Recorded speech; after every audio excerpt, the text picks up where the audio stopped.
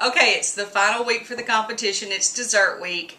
Thought I'd do something a little bit different with this video and just tell you a little story about how this recipe came about.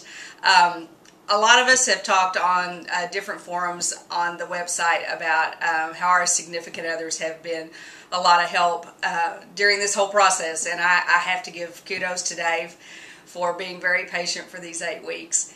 And he got to a point that just, we'd be eating out and having a meal and he'd come up with ideas. And I have to admit, he's come up with some really good ideas for recipes.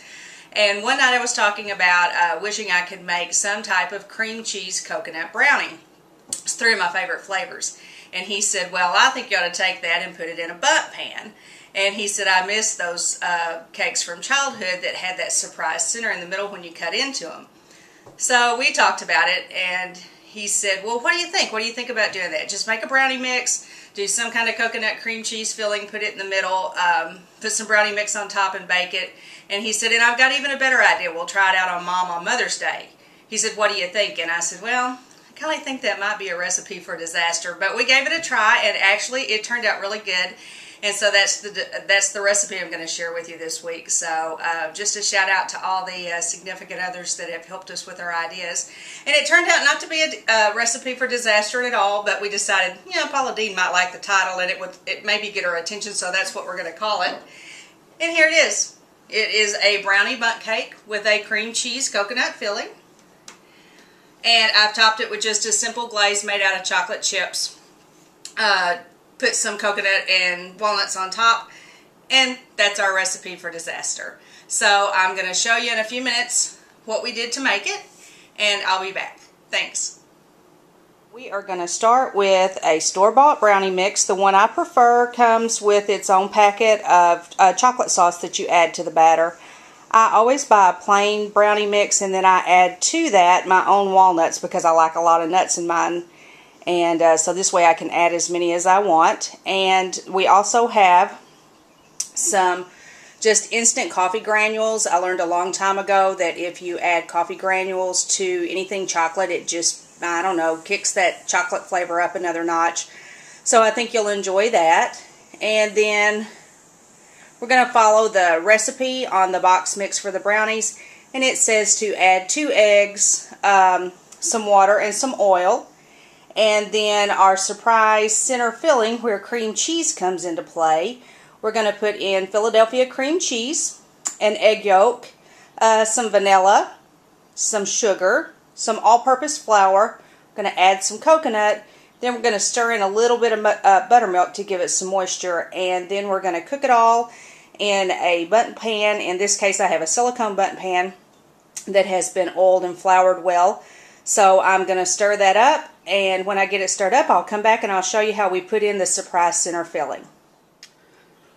We've talked about the ingredients for our recipe for disaster cake, so now I just wanted to talk a little bit about the preparation process. You can see that I have prepared my brownie mix according to the package directions, and then I added the instant coffee granules that we talked about, stirred all of that in, stirred in some walnuts, mixed it well. Then here is our secret cream cheese coconut filling that's going to be in the center of our cake when we slice it. And I have started putting the cake together in the bundt pan here. You can see I've put just a little, about half, maybe just a little more, half of the brownie mixture into the bottom of the bundt pan. And I've started filling the center then with our coconut cream cheese mixture. And I want you to be real careful when you're putting this in. I try to keep it away from the very edge. And then when we put the rest of the brownie mix on top of this and it seals off, that way none of the cream cheese center will show from the outside of the cake, and it'll truly be a surprise when people slice into it.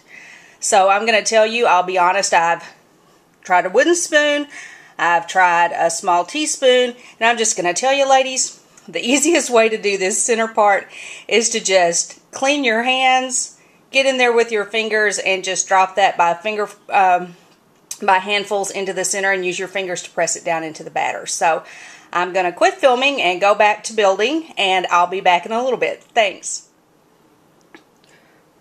Okay, here's our recipe for disaster cake right before it goes in the oven. As you can see, I've used the rest of my brownie mix. I've used it to hide our cream cheese coconut filling that's going to be in the center of the cake. Okay, it's me, Food Nut. I wanted you to be able to see the inside of it.